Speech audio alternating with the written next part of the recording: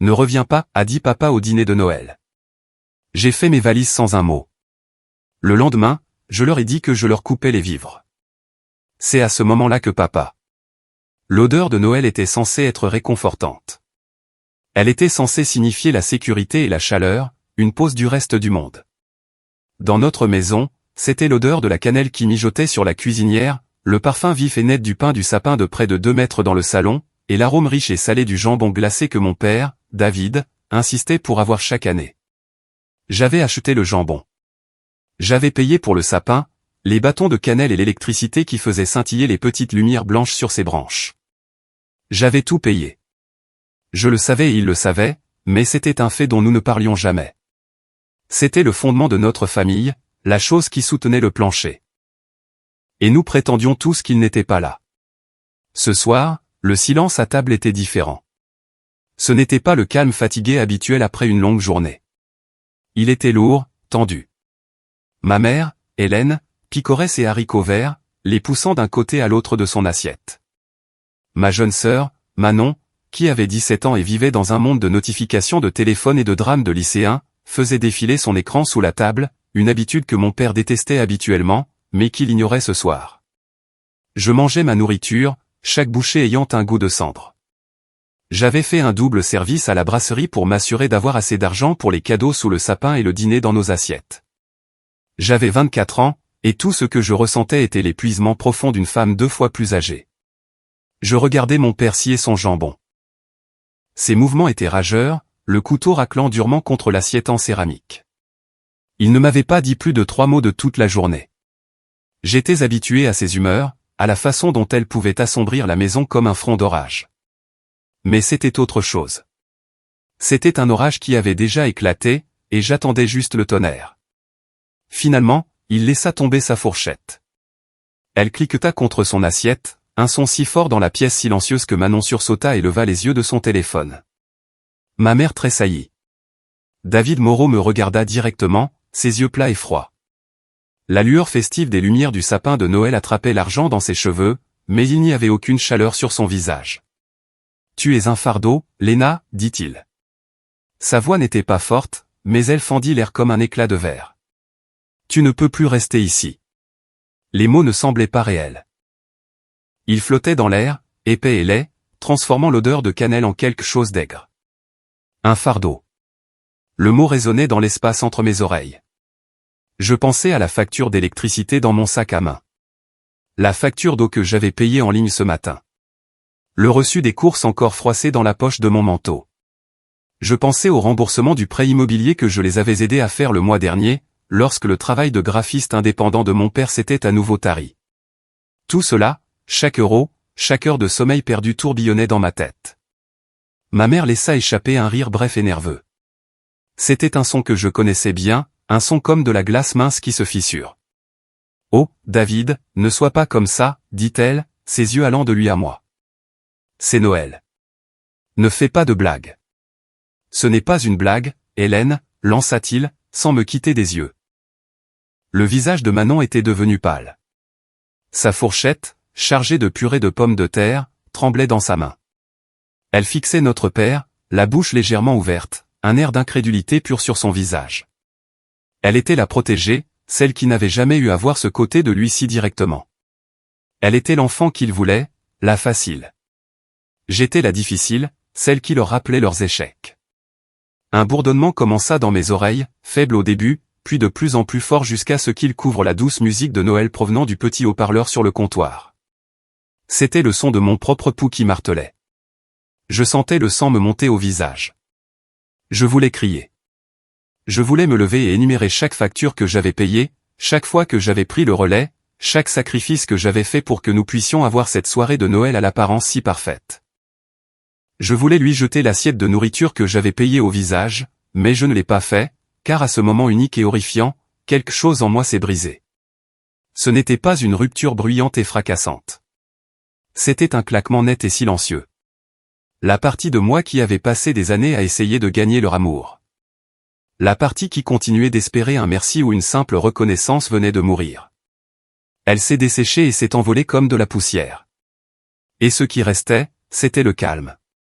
Un calme froid, terrifiant, libérateur. Il avait enfin dit tout haut ce qu'il pensait tout bas. Il m'avait donné la vérité. Il ne me voyait pas comme une fille. Il me voyait comme une obligation qu'il était fatigué de prétendre apprécier. Il me voyait comme une ressource dont il n'avait plus besoin. Je posai ma propre fourchette, la plaçant doucement à côté de mon assiette. Je le regardai dans les yeux, mon regard fixe, le bourdonnement dans mes oreilles s'arrêta. La pièce redevint nette. La nourriture à moitié mangée, la fausse gaieté des décorations, le visage choqué de ma sœur, la peur désespérée dans les yeux de ma mère. Je vis tout cela avec une clarté parfaite. D'accord, dis-je. Ma voix était basse. Si basse qu'ils durent tous se pencher légèrement pour l'entendre. Il n'y eut aucun cri. Il n'y eut aucune larme. Je refusai de lui donner la satisfaction de me voir craquer. Tout ce que je lui donnais, c'était ce simple accord. D'accord. C'était une promesse. C'était un verdict. C'était le son d'une porte qui se fermait pour de bon. Je me levai de table, ma chaise faisant un léger bruit de raclement sur le parquet. Personne ne dit un mot. Mon père me fixait simplement avec cette même expression froide, comme s'il me mettait au défi de le contester. Ma mère avait l'air de vouloir disparaître dans le papier peint. Les yeux de Manon étaient grands et brillants de larmes non versées. Je sortis de la salle à manger et montai les escaliers jusqu'à ma chambre, mes pas réguliers et mesurés. Les murs du couloir étaient tapissés de photos de famille, principalement de Manon. Le premier jour d'école de Manon. Manon à son récital de danse. Manon riant sur une plage. Il y en avait une de moi, un portrait d'école rigide de CM2 où j'avais un sourire de travers et une frange coupée trop court. J'avais toujours été une pensée secondaire. Ma chambre était petite, la même que j'avais depuis mon enfance. Les murs étaient d'un jaune pâle, une couleur que je détestais. J'avais voulu les peindre en gris pendant des années, mais ma mère disait que c'était trop morne. Le lit simple était poussé contre un mur, recouvert d'un couvre-lit que ma grand-mère avait fait avant de mourir. C'était la seule chose dans la maison qui me semblait vraiment appartenir. Je n'allumais pas la lumière principale. J'allumai juste la petite lampe sur ma table de chevet et sortis ma plus grande valise du fond du placard. Elle était vieille et éraflée de la seule et unique fois où j'étais parti en vacances, un voyage à la mer avec ma meilleure amie Rachel après le lycée. C'était la dernière fois que je m'étais senti vraiment libre. Je fis mes bagages en silence. La maison était une chose vivante autour de moi, respirant l'attention. Les murs qui avaient autrefois été tout mon monde semblaient maintenant se refermer sur moi, m'étouffant sous le poids des ressentiments non dits et des obligations sans fin. J'entendais les voix de mes parents d'en bas, une dispute basse et étouffée. La voix d'Hélène était aiguë et vacillante, suppliante. Celle de David était un grondement ferme et en colère.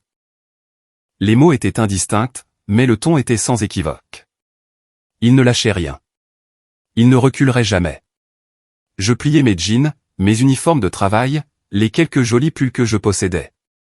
Je rangeai mes articles de toilette, l'exemplaire usé de mon livre préféré, la petite boîte de lettres que Rachel et moi nous étions écrites à l'université. J'étais méthodique, mes mouvements automatiques. Je ne pensais pas, j'agissais seulement. Si je m'arrêtais pour penser, je savais que les larmes viendraient, et je ne pouvais pas les laisser faire. Pas ici. Pas dans cette maison. On frappa doucement à la porte.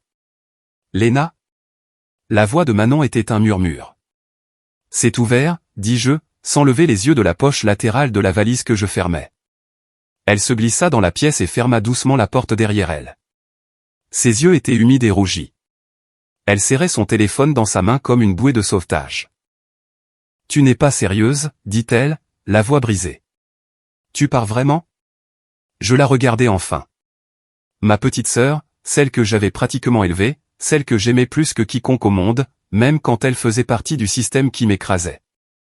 C'est lui qui me l'a dit, dis-je simplement. Il est juste de mauvaise humeur. Il ne le pensait pas, insista-t-elle en se rapprochant. Ils ne peuvent pas faire ça. Tu paies pour tout. La lumière, l'eau. Maman ne sait même pas comment se connecter au site web de la compagnie d'électricité. Un sourire amer effleura mes lèvres. Plus maintenant, dis-je. Je mis la valise debout sur ses roulettes. Elle était lourde. Toute ma vie emballée dans un seul sac. Il a dit que j'étais un fardeau. Alors, j'emporte mon fardeau ailleurs. Ce n'est pas vrai, Et tu le sais, murmura-t-elle, les larmes coulant enfin sur ses joues. Qu'est-ce qu'on va devenir? Le gong me frappa comme un coup de poing dans le ventre. Pendant des années, ma vie avait tourné autour du on. Ce dont on avait besoin, ce qui rendrait les choses plus faciles pour nous. Je ne m'étais jamais arrêté pour demander ce dont j'avais besoin. Je m'approchai d'elle et essuyai une larme sur sa joue avec mon pouce. Sa peau était si douce. Elle me semblait encore être une petite fille. Tu t'en sortiras, dis-je, mais les mots sonnaient creux. Je ne savais pas si elle s'en sortirait. Je ne savais pas si l'un d'eux s'en sortirait, mais je savais avec une certitude qui me glaçait jusqu'aux os que ce n'était plus ma responsabilité de m'en assurer. Manon secoua la tête, s'éloignant légèrement. Une lueur de dureté traversa son visage. Un regard qui ressemblait tellement à celui de notre père que ça me surprit. « Tu vas le regretter », murmura-t-elle. Ce n'était pas un avertissement. C'était une accusation. Comme si c'était moi qui mettais le feu à la maison, et non celle qui fuyait les flammes. Je lui adressai un petit sourire tremblant, la première émotion honnête que j'avais montrée depuis que j'avais quitté la table. C'était un sourire de douleur pure et sans mélange. Peut-être, répondis-je doucement, ma voix à peine audible, mais pas autant que de rester. Je saisis mon sac à main et la poignée de ma valise. Je ne pris pas le couvre-lit. Je ne pris pas les vieilles photos. Je laissai derrière moi le fantôme de la fille qui vivait ici. Alors que je passais devant Manon, elle n'essaya pas de m'arrêter. Elle resta là, pleurant au milieu de ma chambre vide. L'horloge du tableau de bord indiquait 4h17. Le monde extérieur était sombre et immobile, enveloppé dans le silence profond et froid qui ne se produit que dans les heures juste avant l'aube. Je n'avais pas dormi. Après avoir quitté ma chambre, j'étais resté assise dans l'obscurité du salon, écoutant la maison se calmer. Mon père était allé se coucher en claquant la porte de sa chambre.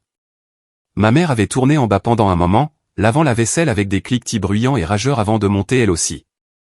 Je l'entendais pleurer à travers le plancher. Je ne ressentais rien. Maintenant, debout dans l'allée, l'air froid me mordait les joues et me faisait pleurer les yeux. Je chargeai ma valise dans le coffre de ma vieille Renault d'il y a 10 ans, celle que j'avais achetée avec mon propre argent, celle pour laquelle je faisais encore des paiements. Chaque mouvement semblait délibéré, final. Je fermai le coffre avec un léger clic qui résonna comme un coup de feu dans la rue silencieuse. Je montai à la place du conducteur, mais ne démarrai pas la voiture. À la place, je sortis mon téléphone. L'écran projetait une pâle lumière bleue sur mon visage. Mes mains étaient stables. J'ouvris le dossier sur mon écran d'accueil intitulé « Facture ». Un par un, je commençai à démanteler la vie que j'avais maintenue pour eux. D'abord, la compagnie d'électricité. Je naviguai sur leur site web peu pratique jusqu'à la page de résiliation de service. Raison de la résiliation? Je tapais « déménagement ». Date d'effet. Je sélectionnai la date d'aujourd'hui. Une petite fenêtre apparut. Êtes-vous sûr de vouloir continuer? Cette action est irréversible. J'appuyai sur « Confirmer ». Une vague de quelque chose de sauvage et de puissant me submergea. C'était comme la liberté. Ensuite, Internet. Je me connectai au portail du fournisseur et lançai la résiliation. Puis l'eau. Le site web de la ville était encore pire, mais je trouvai le bon formulaire. Titulaire du compte, Léna Moreau. Plus pour longtemps. Clic. Netflix, Prime Vidéo, le compte Amazon Prime que ma mère utilisait pour tous ses achats. Chaque compte était à mon nom, lié à mon compte bancaire. Je les avais tous créés il y a des années, quand le crédit de mon père était ruiné et que ma mère ne savait pas comment faire. C'était plus facile comme ça, plus facile pour eux. À chaque pression de mon doigt, je sentais une corde se rompre. Je les coupais du monde, pas seulement financièrement, mais complètement. Il n'y aurait pas de mots sur le comptoir de la cuisine. Pas de SMS d'adieu dramatique et larmoyant. Pas d'avertissement. Ils n'en méritaient pas. Les mots de mon père avaient été mon avertissement. Tu es un fardeau. D'accord. Un fardeau ne laisse pas d'adresse de suivi. Au moment où la première lueur grise apparut à l'horizon, j'avais terminé. Je posai le téléphone, pris une profonde inspiration de l'air glacial et démarrai la voiture.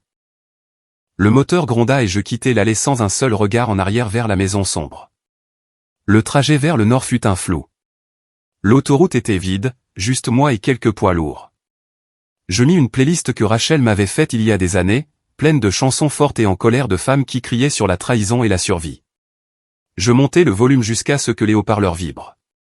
Pour la première fois depuis des années, je n'avais pas à m'inquiéter de réveiller qui que ce soit. 3 heures plus tard, j'étais garé devant l'immeuble de Rachel. C'était un vieil immeuble en briques dans un quartier de la ville un peu populaire mais plein de vie. Je lui envoyai un seul texto. Je suis là. 1 minute plus tard, la porte d'entrée de l'immeuble s'ouvrit avec un bourdonnement.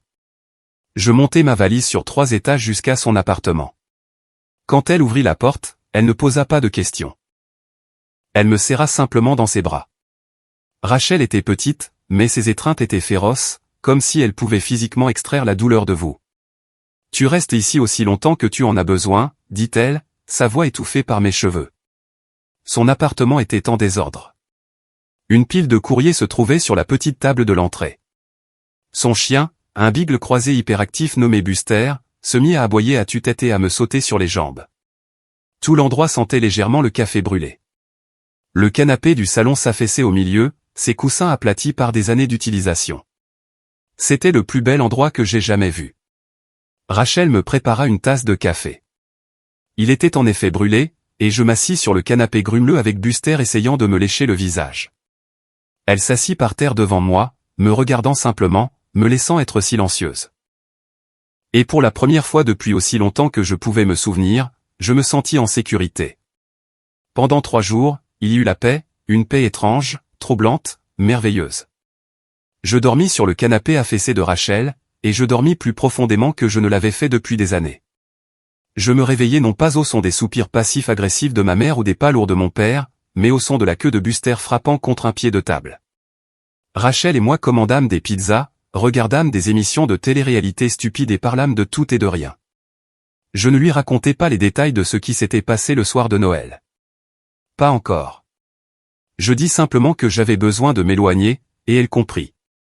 Mon téléphone resta en mode silencieux, face contre la table basse. Je savais que c'était une bombe à retardement. Le 3e jour, elle explosa enfin. Il se mit à vibrer sans cesse, si fort qu'il dérapa sur le bois. Je le pris. L'écran était un mur de notifications. Cet appel manquait de ma mère, 2 de mon père, ce qui me surprit, et des dizaines de textos frénétiques de Manon. Je les fis défiler, le cœur comme un œuf froid et lourd dans ma poitrine. Manon, Léna, où es-tu? Maman panique. Manon, sérieusement, réponds à ton téléphone. Ce n'est pas drôle.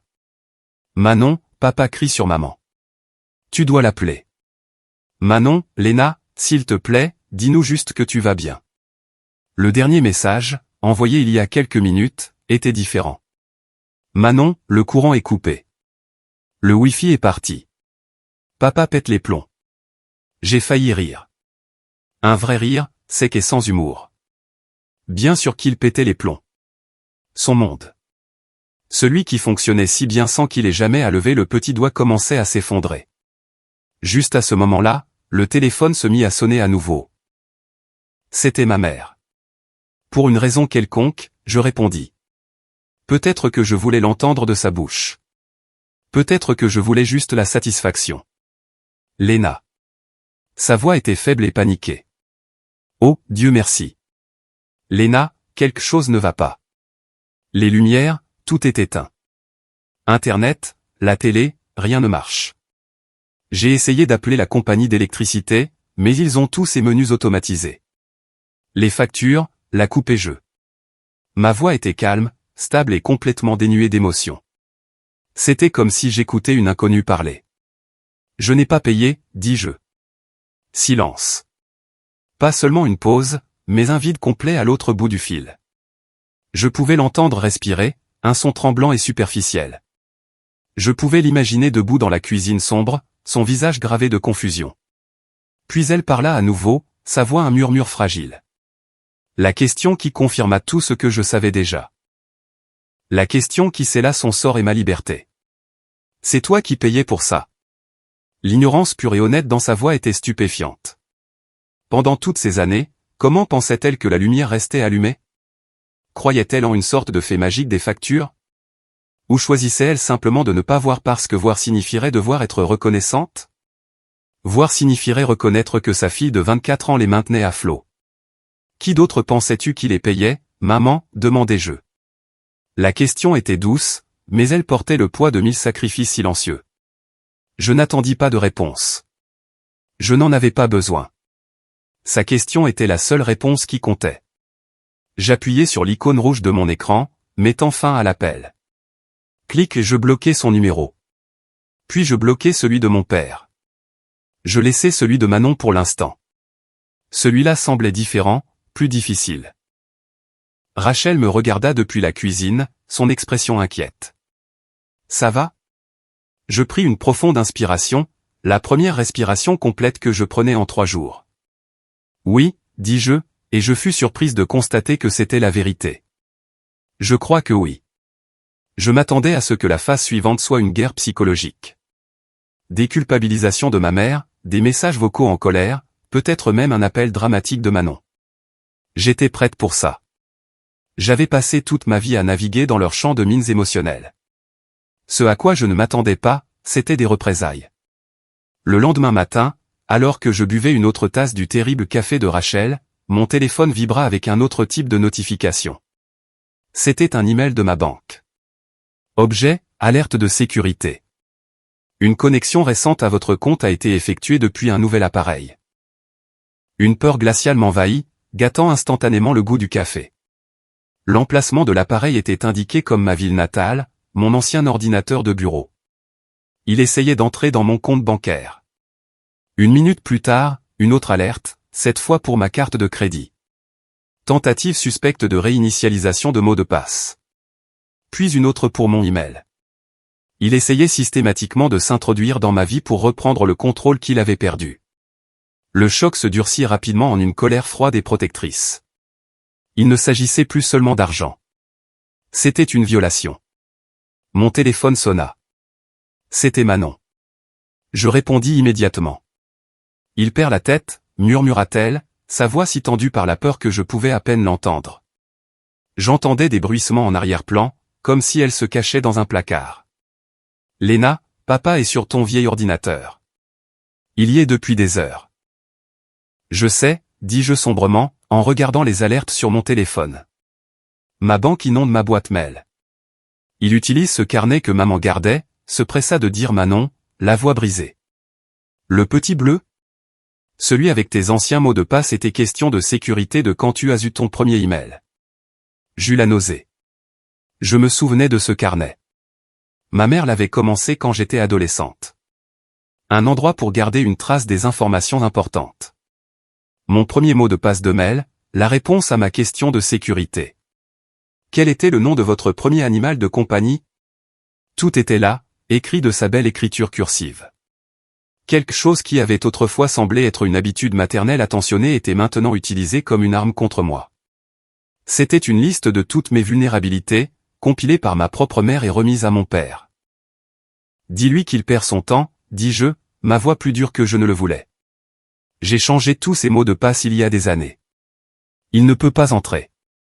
J'avais tout mis à jour quand j'avais eu mon premier vrai travail, passant à un gestionnaire de mots de passe sécurisé. Dieu merci pour les petits miracles. Manon resta silencieuse un instant. Je pouvais entendre sa respiration saccadée. Il ne réfléchit pas, Léna. Il n'arrête pas de dire que tu nous as ruinés. Il crie que tu l'as volé. Que tout l'argent sur ton compte est à lui parce que tu as vécu sous son toit. La logique était si tordue, si narcissique, que cela me coupa presque le souffle. Dans son esprit, mon revenu était sa propriété. Mon existence était un service que je lui devais. Mon départ n'était pas un acte d'auto-préservation. C'était un vol. Ma poitrine se serra, non pas de peur pour moi-même, mais pour Manon. Elle était piégée dans cette maison avec lui, avec sa rage qui montait. Manon, écoute-moi, dis-je, ma voix basse et urgente. La porte de ta chambre est-elle verrouillée? Oui, murmura-t-elle. Garde-la verrouillée. Ne t'approche pas de lui. S'il essaie quoi que ce soit, et je dis bien quoi que ce soit, s'il te crie dessus, s'il essaie d'entrer dans ta chambre, si tu te sens en danger ne serait-ce qu'une seconde, tu m'appelles. Tu raccroches et tu m'appelles tout de suite. Tu as compris? D'accord, couina-t-elle. Je suis sérieuse, Manon. N'essaie pas de gérer ça. N'essaie pas de le calmer. Ce n'est pas ton travail. Ça avait toujours été mon travail, mais plus maintenant. Maintenant, tout ce que je pouvais faire, c'était essayer de protéger ma sœur des retombées de l'incendie que j'avais finalement cessé d'essayer d'éteindre. Je raccrochai le téléphone, ma main tremblant légèrement. Il n'était pas seulement en colère, il devenait déséquilibré, et j'avais le terrible pressentiment qu'il n'allait pas rester derrière un écran d'ordinateur très longtemps. 3 nuits passèrent dans une paix fragile et temporaire. Les alertes de sécurité sur mon téléphone s'étaient arrêtées. J'avais passé des heures en ligne à activer l'authentification à 2 facteurs sur tous les comptes que je possédais, créant de nouveaux mots de passe qui étaient de longues et compliquées chaînes de charabia. Je construisais une forteresse numérique. Dans les moments calmes, j'aidais Rachel à repeindre sa salle de bain. L'odeur de la peinture parfumée à la lavande masquait l'odeur persistante de café brûlé. Nous étions une équipe. Pour la première fois, j'avais l'impression de faire partie d'un partenariat, pas seulement d'un système de soutien à une seule femme. Je commençais à croire que je pouvais vraiment construire une nouvelle vie, que le fantôme de mon ancienne ne me trouverait pas ici. Nous étions sur le canapé en train de regarder une émission de compétition stupide à la télé et de partager un bol de popcorn quand le son est venu. Ce n'était pas un coup. C'était un martèlement. Un martèlement lourd et violent qui semblait secouer tout l'appartement. Rachel et moi sursautâmes, le popcorn se dispersant sur le sol. Buster le Beagle bondit de son lit et se mit à aboyer furieusement contre la porte. Un autre coup, plus fort cette fois. Boum. Boum. Boum. C'était le son d'une rage pure et sans retenue. Rachel coupa le son de la télé, ses yeux écarquillés de peur. « Tu attends quelqu'un » murmura-t-elle, sachant déjà que la réponse était non. Je n'avais pas besoin de deviner. Je savais. Une certitude froide et lourde s'installa dans mon estomac. Il m'avait trouvé. La forteresse numérique ne suffisait pas. Il était venu pour démolir la physique. Léna, je sais que tu es là. Ouvre cette porte. La voix de mon père. C'était un rugissement déformé par le bois épais de la porte, mais sans équivoque. C'était la même voix qui m'avait appelé un fardeau, qui hurlait maintenant dans le couloir de mon refuge, le transformant en cage. Ne réponds pas, souffla Rachel, me saisissant le bras. Sa main tremblait. Je me levai lentement, mes jambes semblant remplies de ciment. Je me dirigeai vers la porte et regardai à travers le Judas. La lentille fichée déformait son visage en un masque grotesque de fureur. Sa peau était marbrée et rouge. Ses poings étaient serrés sur ses flancs et ses yeux. Ses yeux étaient fous, déséquilibrés. Ce n'était pas l'homme silencieusement cruel de la table de Noël. C'était un homme qui avait perdu tout contrôle. C'était un homme qui avait l'air dangereux. Je reculai de la porte, ma propre peur un œuf froid dans ma gorge. Mais sous la peur, il y avait ce même calme étrange qui s'était abattu sur moi dans la salle à manger. Ce n'était pas un différend familial. C'était une menace. Et je savais exactement comment gérer une menace. Appelle la police, dis-je à Rachel. Ma voix était stable même si mon cœur battait la chamade contre mes côtes. Quoi? Appelle le 17, maintenant, répétai-je, les yeux rivés sur la porte, qui trembla à nouveau sous un autre coup. Rachel chercha son téléphone, ses doigts tremblants alors qu'elle composait le numéro. Dehors, les cris continuaient, une tirade d'accusations et de demandes. Tu nous dois tout. Tu ne peux pas simplement partir et nous laisser sans rien. Tout ce que tu as, c'est grâce à nous. Espèce de petite ingrate. Ces mots étaient destinés à blesser, à me faire honte pour que je me soumette. Mais ils ne le firent pas. Tout ce qu'ils firent, c'est confirmer que j'avais fait le bon choix.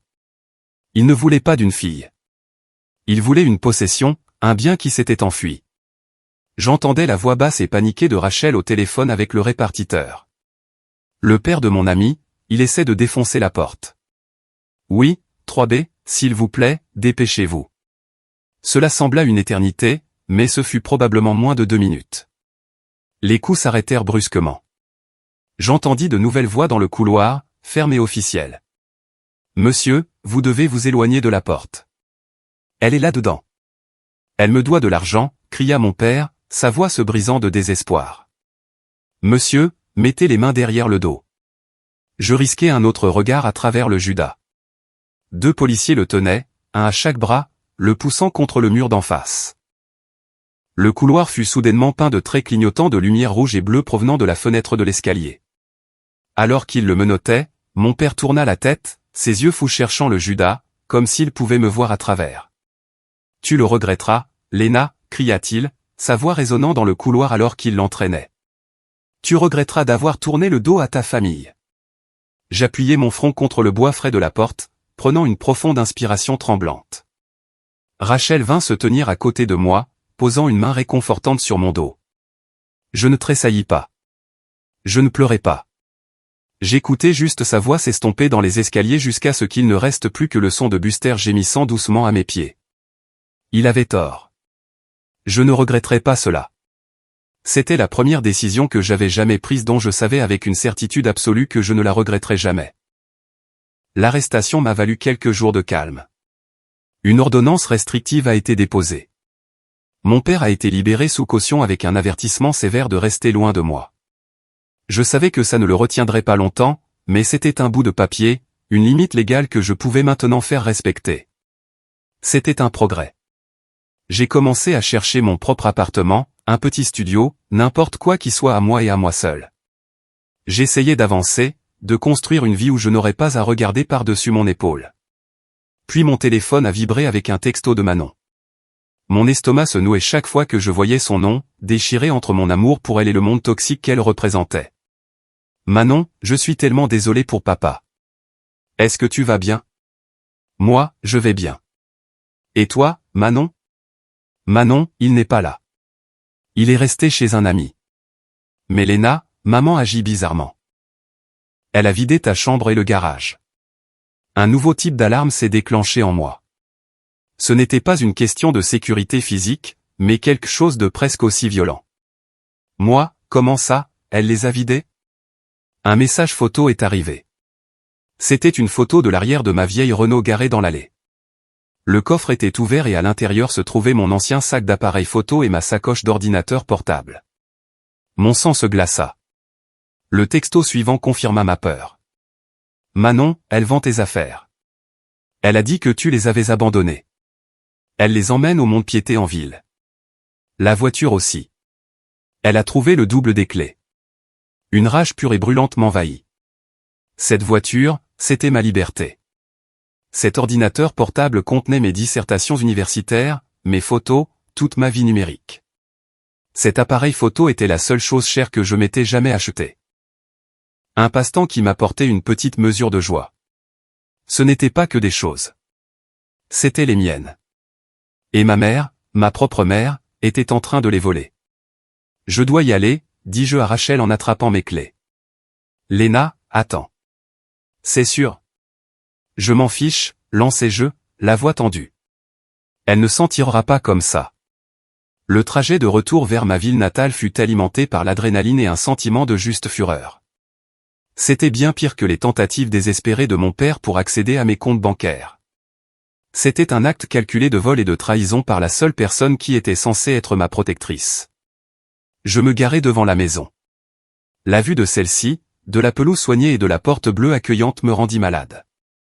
Ma mère était sur le porche en train de trier une boîte de mes vieux livres. Elle leva les yeux quand la portière de ma voiture claqua. Son visage se durcit en un masque défensif. Elle ne tenait pas la clé de ma voiture, elle tenait la carte grise. « Qu'est-ce que tu fais ici ?» demanda-t-elle, la voix sèche. « Tu sais pourquoi je suis là ?» dis-je en marchant droit sur elle. Je m'arrêtai au bas des marches du porche, me mettant à son niveau. « Tu as volé ma voiture, maman ?» Elle eut un ricanement. Le son était si dédaigneux, si totalement dépourvu de remords, que ça me stupéfia. Ne sois pas si dramatique. Elle était garée dans l'allée. Tu ne l'utilisais pas. Tu l'as abandonnée quand tu nous as abandonnés. Elle est immatriculée à mon nom. Je fais les paiements dessus. C'est légalement ma propriété. Donne-moi la clé et la carte grise, dis-je, ma voix dangereusement basse. Non, dit-elle en croisant les bras. Tu ne la mérites pas. Pas après ce que tu as fait. Tu as appelé la police pour ton père. Ton propre père. Il a essayé de défoncer ma porte, rétorquai-je, ma voix s'élevant enfin. Tu es en train de me voler. Tu ne vois pas à quel point c'est insensé? Je suis ta mère. Tu n'as pas à me parler sur ce ton, dit-elle, les yeux brillants. Nous avions besoin de l'argent. L'argent que tu aurais dû nous donner. Je la regardais, la victimisation complète et inébranlable dans ses yeux. Elle croyait vraiment avoir droit à mes biens, à ma vie. Elle croyait que c'était moi qui avais tort. À ce moment-là, je savais qu'il n'y avait plus rien à sauver. Aucune relation, aucune étincelle d'amour maternel. Tout avait disparu. Brûlé par leur cupidité et leur égoïsme sans fond. Ma colère se refroidit, remplacée une fois de plus par cette clarté absolue et glaçante. Je sortis mon téléphone. Ses yeux se plissèrent. Qui appelles-tu? Manon, pour me dénoncer? Non, dis-je calmement, mon pouce planant au-dessus du clavier. Je la regardai droit dans les yeux. J'appelle le 17. Son visage devint flasque de choc, puis se plissa d'incrédulité. Tu n'oserais pas, je composai le premier chiffre. 1. Léna, arrête ça. C'est ridicule. Je composai le second. 7. Tu ne peux pas me faire ça. Je suis ta mère, hurla-t-elle, sa voix montant à un ton hystérique alors qu'elle comprenait enfin que j'étais sérieuse. Je composai le dernier chiffre, 1, puis appuyai sur appeler. Bonjour, police secours. Quelle est votre urgence? Gardant mes yeux fixés sur le visage horrifié de ma mère, je parlais clairement dans le téléphone. Je voudrais signaler un vol de véhicule. Je m'appelle Léna Moreau. La personne qui l'a volé est ma mère, Hélène Moreau, et elle se tient juste en face de moi. Je n'ai pas versé une larme lorsque la voiture de police, la deuxième à visiter cette maison maudite en moins d'une semaine, s'est arrêtée au bord du trottoir. Je n'ai pas pleuré lorsqu'ils ont conduit ma mère, sanglotant et protestant, à l'arrière du véhicule de patrouille. Les voisins jetaient un œil à travers leur store, leurs rideaux tressaillants. Laissez-les regarder. Que le monde entier voit la vérité de cette famille à l'apparence si parfaite dans cette rue de banlieue tranquille. Ma mère avait crié, « Tu ne peux pas me faire ça ». Mais alors que je me tenais sur le porche, tenant la clé et la carte grise de ma voiture, je savais la vérité. Tu te le es déjà fait à toi-même. Les retombées de l'arrestation de ma mère furent immédiates et laides. Mon père, faisant maintenant face à ses propres accusations, la fit sortir sous caution en quelques heures. Ma brève victoire me sembla creuse, remplacée par une appréhension tenace. Je n'avais pas seulement déjoué leur bluff. J'avais déclaré une guerre totale. Je leur avais pris quelque chose qu'ils pouvaient comprendre, leur image publique, leur prétention d'être une famille normale et respectable, et je savais qu'ils ne me le pardonneraient jamais. Le lendemain matin, j'ai reçu un texto d'un numéro inconnu. Il n'y avait que 5 mots. Tu vas le regretter. Il n'y avait aucun doute sur l'expéditeur. La menace n'était plus sauvage et criée dans un couloir. Elle était froide, silencieuse et livrée directement dans ma poche. Elle semblait plus dangereuse. J'ai bloqué le numéro, mais je ne pouvais pas bloquer la peur qui commençait à se lever dans mon estomac. Je restais de nouveau chez Rachel, mais son appartement ne me semblait plus sûr. Il ressemblait à une cible. Mon téléphone a sonné. C'était Manon. J'ai répondu à la première sonnerie. Léna, murmura-t-elle, sa voix tremblant si fort que je pouvais à peine la comprendre. Elle pleurait. Elle est sortie. Papa l'a fait sortir ce matin. Je sais, Manon. Je m'en doutais. Est-ce que tu vas bien? Non, suffoqua-t-elle. Il est là. Ils sont tous les deux là. Il se crie dessus à propos de toi. Il a dit. Oh, mon Dieu, Léna, il a dit qu'il venait te chercher. Il a dit qu'il allait en finir. Le monde bascula. En finir? Qu'est-ce que ça voulait dire? L'ambiguïté était terrifiante. Il vient de monter dans sa voiture, sanglota-t-elle. Il part. Je crois qu'il vient chez ton ami. Tu dois partir de là. S'il te plaît, Léna, va quelque part. Mais je n'allais pas fuir. Plus maintenant. J'avais fui une fois et il m'avait suivi. Cette fois, j'allais tenir bon. Mais ma première pensée fut pour Manon. Non, Manon. Tu dois partir de là, maintenant. Fais un sac. Juste les choses importantes. Je viens te chercher. Quoi? Non, Léna. Ne fais pas ça. Il va te voir. Il y a toujours des policiers postés devant votre maison à cause de l'ordonnance restrictive, n'est-ce pas, demandai-je, mon esprit tournant à plein régime. Après l'arrestation de ma mère pour vol, la police avait promis de maintenir une voiture de patrouille à proximité pendant quelques jours. Oui, mais. Pas de mais. Fais ton sac. Je serai là dans 3 heures. On te sort de là. J'appellerai la police locale pour leur dire que je viens récupérer ma sœur et le reste de mes biens et que j'ai une ordonnance restrictive contre mon père. J'ai raccroché avant qu'elle ne puisse argumenter. Mes mains tremblaient, mais mon but était clair. Je ne pouvais pas construire une nouvelle vie pour moi-même pendant que ma sœur était otage dans cette zone de guerre. Le trajet fut les 3 heures les plus longues de ma vie. J'ai appelé le répartiteur de la police en conduisant, expliquant la situation d'une voix calme et plate. Ils m'ont assuré que l'officier de service serait informé de mon arrivée. Quand je suis arrivé dans mon ancienne rue, la vue de la voiture de patrouille garée en face de la maison fut la seule chose qui empêcha mon cœur de sortir de ma poitrine. Manon devait regarder par la fenêtre car elle est sortie en courant de la porte d'entrée à la seconde où je me suis garé.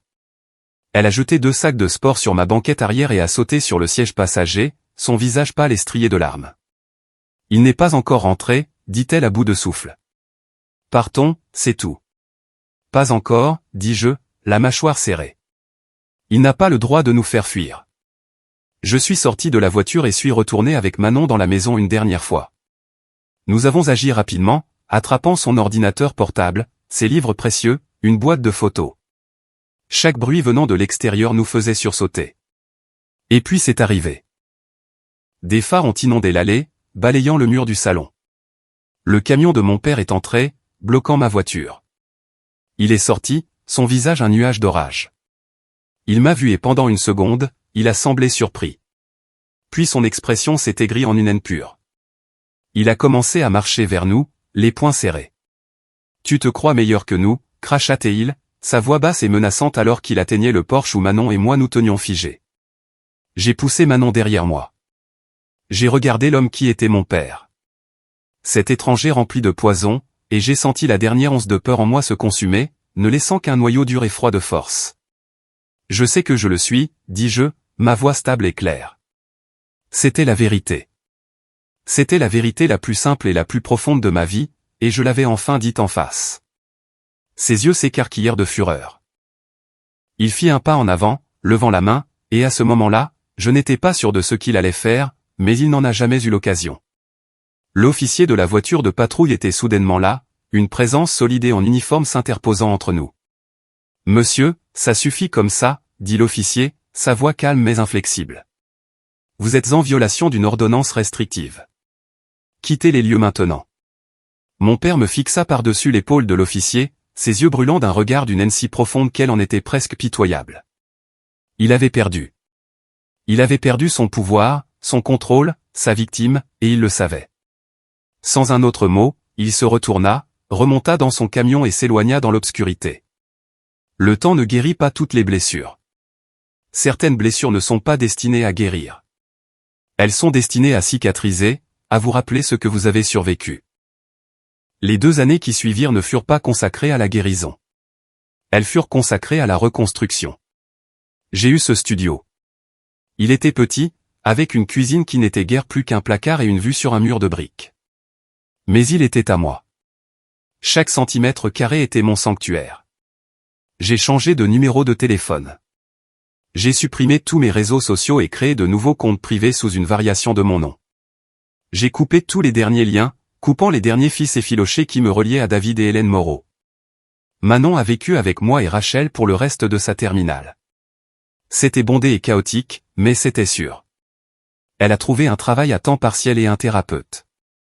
Elle a lentement commencé à démêler les années de culpabilité et d'obligation qui avaient été tissées en elle. Elle a appris qu'elle n'était pas responsable du bonheur de ses parents. Elle a appris qu'elle avait le droit d'avoir sa propre vie. Je n'ai plus jamais parlé à mes parents. Je n'ai jamais eu à le faire. C'étaient des fantômes, des figures d'une vie passée qui n'avaient plus aucune emprise sur moi. 2 ans après cette dernière confrontation laide dans l'allée, Manon a eu 18 ans. Elle avait été acceptée dans une université d'État à 4 heures de route. Un matin chaud et ensoleillé d'août, je l'ai aidée à charger ma petite Renault.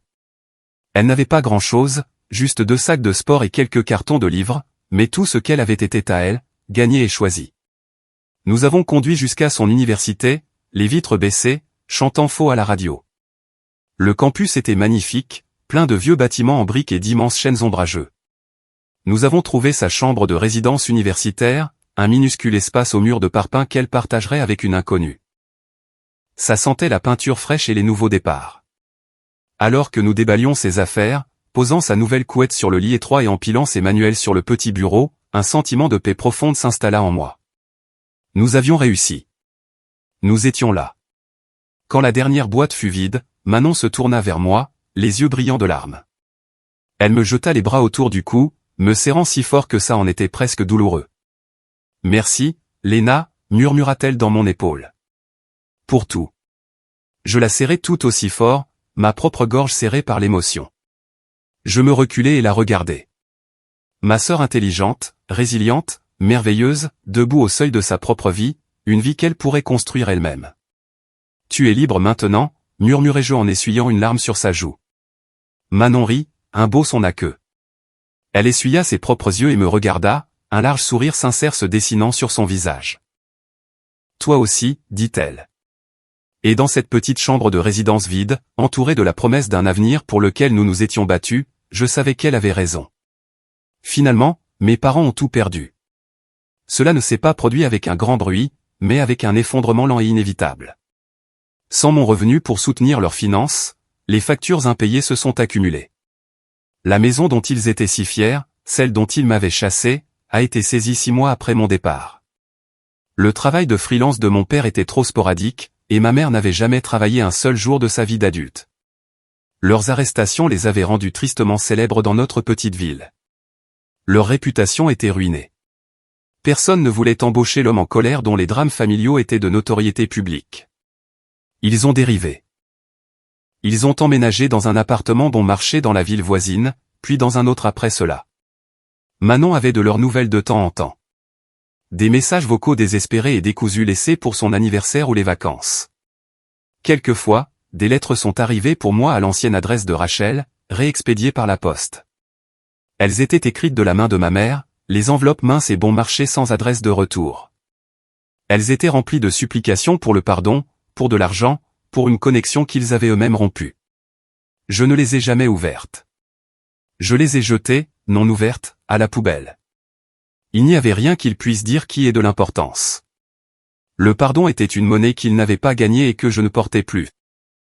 Certains soirs, quand la ville est calme et que le seul son est le bourdonnement du réfrigérateur dans ma petite cuisine, je me souviens de ce dîner de Noël. Je peux encore sentir le jambon et le pain. Je peux encore voir le sourire cruel et dédaigneux sur le visage de mon père alors qu'il prononçait sa sentence sur moi. Tu es un fardeau, Léna. Les mots ne piquent plus. Ils restent dans ma mémoire, non pas comme une insulte, mais comme un diagnostic de sa propre cécité. Il n'avait jamais vu la vérité. Il n'avait jamais compris que la personne qu'il jetait était la seule chose qui maintenait son monde fragile ensemble. Je n'ai jamais été le fardeau. J'étais la colonne vertébrale. Je regarde autour de mon appartement calme, la vie que j'ai construite de mes propres mains. Une vie remplie de paix et d'un amour réel et choisi. Ce n'est pas une grande vie, mais c'est une vie honnête. Et c'est la mienne. Ils ont fait leur choix, dis-je doucement à la pièce vide. Et j'ai fait le mien.